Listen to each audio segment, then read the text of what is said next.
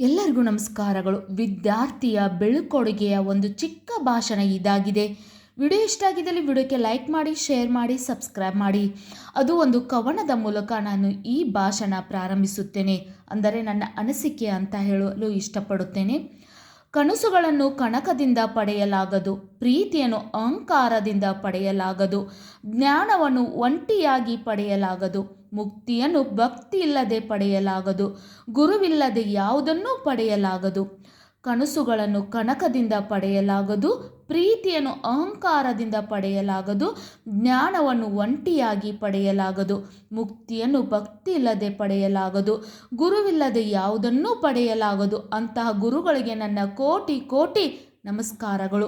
ಶಾಲೆ ಎಂದರೆ ದೇವಸ್ಥಾನ. ಶಾಲೆ ಎಂದ ತಕ್ಷಣ ನೆನಪಿಗೆ ಬರುವವರು ಶಿಕ್ಷಕರು ಹಾಗೂ ನನ್ನ ಪ್ರೀತಿಯ ಸ್ನೇಹಿತರು.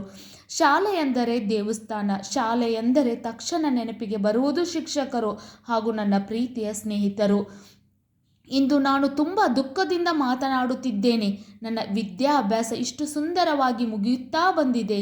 ಅದಕ್ಕೆ ಮುಖ್ಯ ಕಾರಣ ನನ್ನ ಗುರುಗಳು. ಅಂಥ ಗುರುಗಳಿಗೆ ನನ್ನ ಕೋಟಿ ಕೋಟಿ ನಮನಗಳು. ಅಂಥ ಗುರುಗಳಿಗೆ ನನ್ನ ಕೋಟಿ ಕೋಟಿ ನಮನಗಳು. ನಿಮ್ಮನ್ನು ಬಿಟ್ಟು ಹೋಗುವ ನೋವು ನಮ್ಮನ್ನು ಸದಾ ಕಾಡುತ್ತಿದೆ. ನಿಮ್ಮನ್ನು ಬಿಟ್ಟು ಹೋಗುವ ನೋವು ನಮ್ಮನ್ನು ಸದಾ ಕಾಡುತ್ತಿದೆ.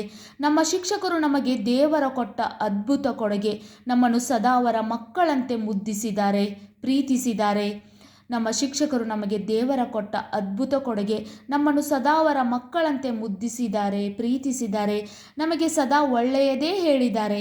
ನಮ್ಮ ಶಿಕ್ಷಕರು ನಮಗೆ ಸ್ಫೂರ್ತಿ. ಅವರು ನಮ್ಮ ತಂದೆ ತಾಯಿ ಇದ್ದಂತೆ. ಮತ್ತು ನಮ್ಮ ಸ್ನೇಹಿತರು ನಮಗೆ ತುಂಬ ಇಷ್ಟ. ಅವರ ಮಾತು, ನಗು, ಅಳು ಎಲ್ಲ ಇಂದು ನಾವು ಬಿಟ್ಟು ಹೋಗುತ್ತಾ ಇದ್ದೀವಿ. ಆದ್ದರಿಂದ ಈ ದಿನ ನಮಗೆ ತುಂಬ ದುಃಖದ ದಿನವಾಗಿದೆ. ನಮ್ಮ ಶಿಕ್ಷಕರು ನಮಗೆ ದೇವರ ಕೊಟ್ಟ ಅದ್ಭುತ ಕೊಡುಗೆ. ನಮ್ಮನ್ನು ಸದಾ ಅವರ ಮಕ್ಕಳಂತೆ ಮುದ್ದಿಸಿದ್ದಾರೆ. ನಮಗೆ ಸದಾ ಒಳ್ಳೆಯದೇ ಹೇಳಿದ್ದಾರೆ. ನಮ್ಮ ಶಿಕ್ಷಕರು ನಮಗೆ ಸ್ಫೂರ್ತಿ. ಅವರು ನಮ್ಮ ತಂದೆ ತಾಯಿ ಇದ್ದಂತೆ. ಮತ್ತು ನಮ್ಮ ಸ್ನೇಹಿತರು ನಮಗೆ ತುಂಬ ಇಷ್ಟ. ಅವರ ಮಾತು, ನಗು, ಅಳು ಎಲ್ಲ ಇಂದು ನಾವು ಬಿಟ್ಟು ಹೋಗ್ತಾ ಇದ್ದೀವಿ.